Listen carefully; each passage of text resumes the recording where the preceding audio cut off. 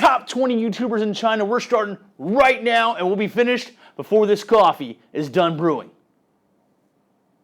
Maybe.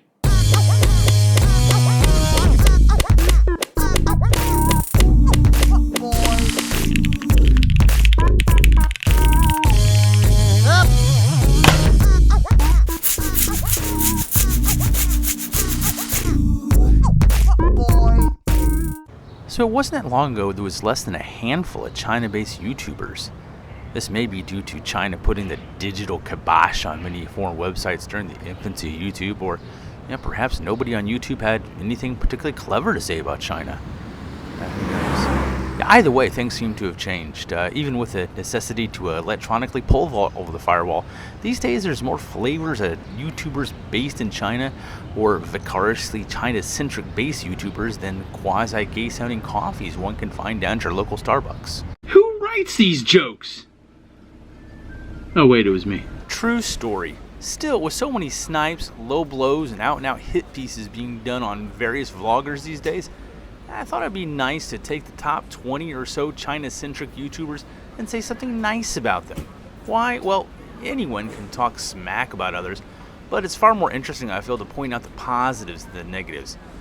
Yeah, go figure, I'm an optimist. Of course, at this point, my wife suggested we ought to rate and score each of them.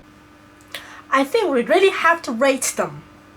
So I decided to both appease her and simultaneously keep my hands clean by letting her independently rate each of them based on a 10-point scale based on 5 categories. China-based content, the entertainment, education, what to do, how to do, travel. Ooh, look at this. Stories, dating or marriage advice, or both. And of course, if they have a niche. Of course, their watchability. On a 10-minute video, how many minutes am I likely to watch? Their interaction with others. If your content makes me want to leave a comment. Likewise, if I do leave a comment on your video, how likely are you to comment back to me? Your consistency. How often are you uploading to YouTube? And then, of course, your overall, pardon me, your overall quality of video. Remember, content is king. Your editing, background, thought-provokingness, overall entertainment and informative value. And then, of course, we took the total score, wrap it up into a CYA, China YouTuber Aptitude, or your SIA score. Yeah, higher is better, obviously. I just noticed the girl walking behind me there, the pregnant girl in the yellow. She's wearing a Brooklyn shirt. Not Brooklyn. It says Brooklyn. Yeah, gotta love Chinese misprints, right? Alright, let's get it on. Number 1, and this is in no particular order, by the way, Austin in China. Austin has traveled big in China for a while now, although he's lost a lot of weight.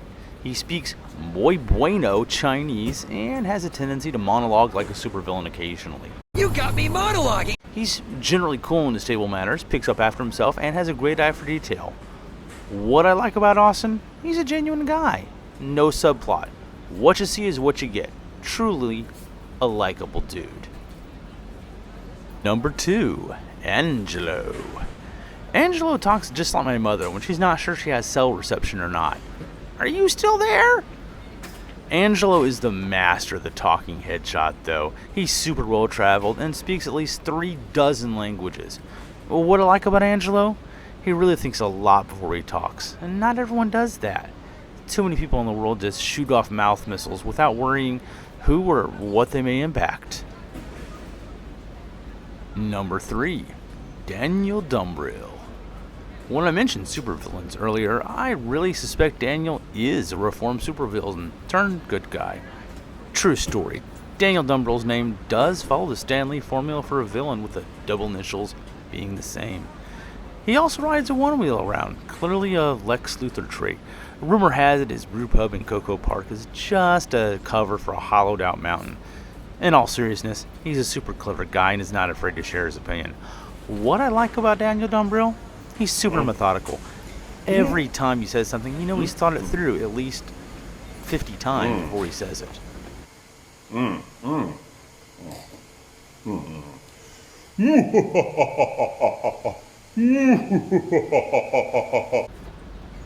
Number 4, Burbax, aka Bryn. Bryn's a dreamer, and I don't mean this in a bad way. He's that kid that kept digging until he found the marble in the oatmeal. You just found the marble in the oatmeal. You're a lucky, lucky, lucky little boy. He dreams of buried treasure and finding that one remarkable thing that everyone else has trodden past for years. Yeah, he's an idealist, a modern-day Marco Polo. What I like about Burbax? He's not afraid to get his hands dirty exploring his passions. He's always curious. Number 5, UncleForeigner. Yeah, Peter and Emily play ball a little bit different than other kids on the block. UncleForeigner is the Flash Gordon meets Weird Al, the Chinese vlogging community. Absolutely cool, but in a weird and quirky way. I dig the deep thoughts, the action figures in the background, and of course the obscure references and Easter eggs thrown in for the kicks. What I like about UncleForeigner? Yeah, he's the nerdy kid who knows exactly who he is. Flash. Dig it. Number 6, Prime in China. Corey. Whoops.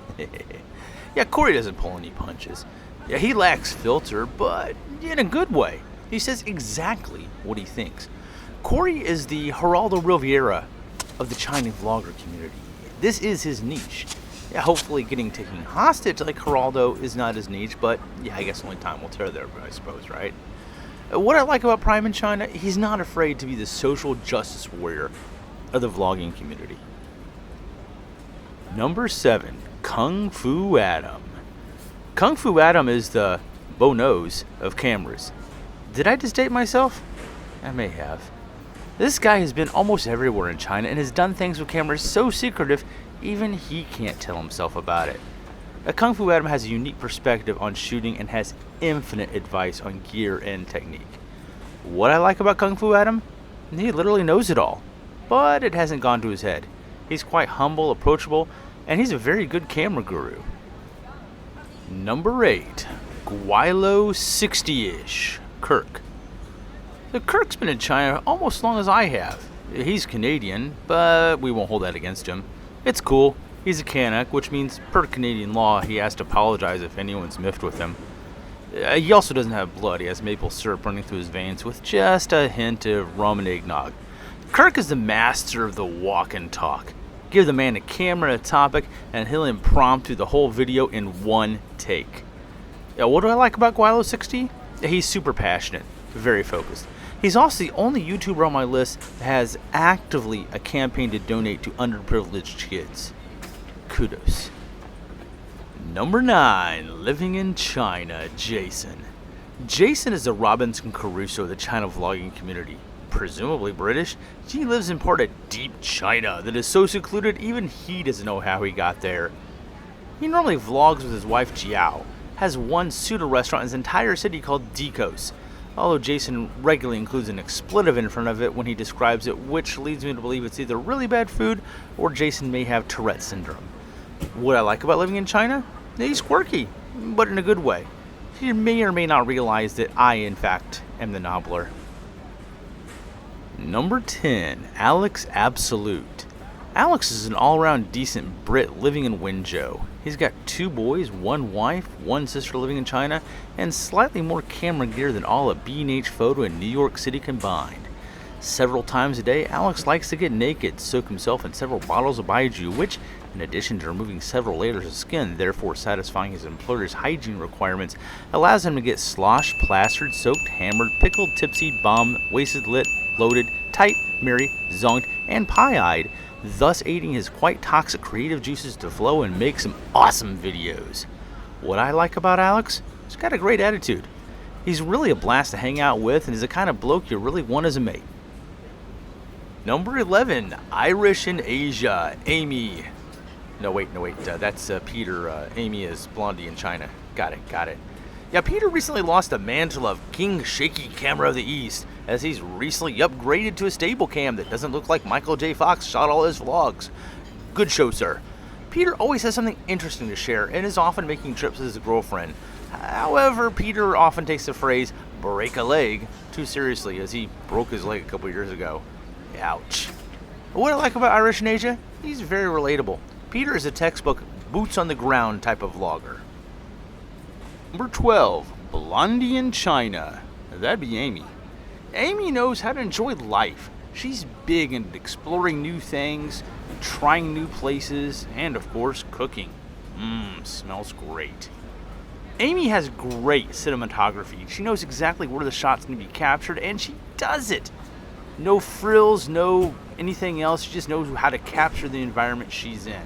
And what I like about Blondie in China, her videos instinctively make me want to smile. Whoa, watch out, folks. Tuk Tuk on the sidewalk here. Somebody get that guy's license. Number 13, Globic. Globic has been all over China. He's a bit of a strange bird, but in a good way. I met him initially in Shanghai, later in Shenzhen, and now he's doing a time out in Vietnam, which is why I can't necessarily rate him on China-based content. Globic likes to mix it up with the locals, enjoys exploring all the local routes and scenes, and apparently has a love affair going on with his refrigerator. What I like about Globic? He's not afraid to be ridiculous in front of the camera. Number 14, this is China. Jerry, or however you pronounce get hot. Sounds like someone who's French, with a little wire in their watch are going to strangle you. I would get at you. Maybe. Jerry is like that cool uncle you had when you were a kid who let you listen to 80s hair band rock and roll and always made you feel good about yourself. Jerry has one kid, and he apparently figured out how he did it the first time, so he's got another one on the way. Congrats, man. What I like about Jerry? Deeply emotionally satisfying accent. Also a studio lights. Goes great with a nice Chianti and some fava beans. Number 15, Serpent ZA, Winston.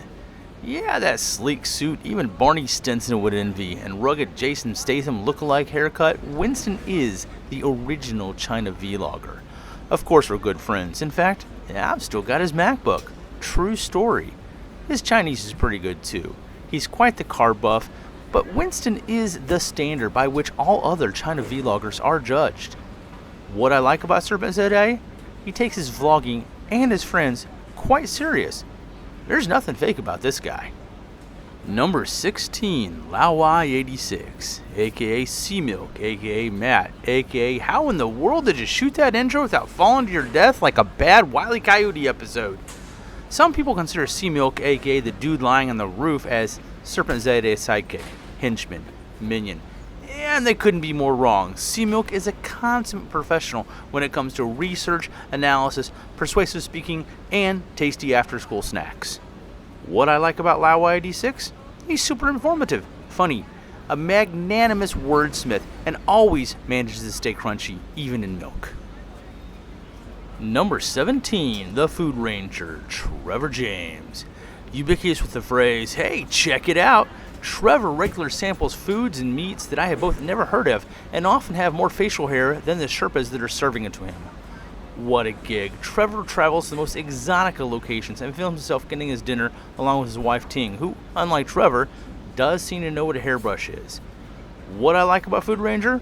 There's a million foodie shows out there, but only Trevor takes the time to both explain what he's eating and why you should want to eat it too. Number 18, Jayo Nation, Matt. Matt is a world traveler. He's climbed Mount Everest. He's established his own unique identity and brand. He cycled all over Asia on his recumbent trike with a 15-year plan to circumnavigate the globe. He was once mistaken for SnarkyGuy's boyfriend in Guangzhou. But wait a minute. Kind of flattered there. But anyway, the man's a legend. What I like about Jayo, he knows how to live life, and he's not afraid to reach out and grab a hold of it for himself. No, not like that. Well, maybe. I've been snarktified. Number 19, Sir Prozelot, Prozy. Prozy is a Canadian vlogger that was living in southern China and recently relocated to Taiwan. Yes, Prozy is British slang for hooker, floozy, streetwalker, prostitute, callgirl, lady of the evening, courtesan, but I have reasonable assurances that Prozy won't do anything of the sort without at least a few drinks and perhaps a load of cash. Besides, he's Canadian, so I'm sure he'll apologize for anything I've just said. Prozy has great Taiwan content on his channel, seriously, and if you're willing to scroll down a bit, he's also got some good China-based content on his channel too. Always worth a watch. What I like about Prozy? He's super likable. He seems like someone you've known your whole life. And word has it he has a secret talent for losing cameras in Shanghai. Oh no! Number 20, Monkey Abroad, Kevin. Kevin is an all-around genuine guy, super insightful, and he can stand on his head without moving to Australia. Kevin has the ability to make you think about ordinary things in a way you've never quite considered before, while at the same time making you feel just great about yourself. Kevin used to do a $20 day a series in which he'd attempt to live all day long on just $20. I'd love to see him reintroduce the series. Also, Kevin recently started a second channel. It's a bit more introspective. You should go check it out. Good stuff. Now, what I like about Monkey Abroad? He's just a fun guy. I can easily see myself hanging out with all day long, and maybe saying occasionally, "Yeah, I love you, man," in a totally non-gay way. Then again, he does have some pretty eyes. Well, hey, I appreciate you guys joining me for a top 20 YouTubers. Like anything else, make sure to like, comment, and subscribe. And as always, stay frosty. We'll catch you in the next video. And just like that, we've reached the end of the video, which means you now have the opportunity to smash, wham, slam, and wallop that subscribe button. Thus, never again missing another SnarkyGuy video. And not too hard now, a keyboard is a terrible thing to waste. Click the bell icon to get notified, of course. In the meantime, here's a few more SnarkyGuy videos because I know you're gonna dig this.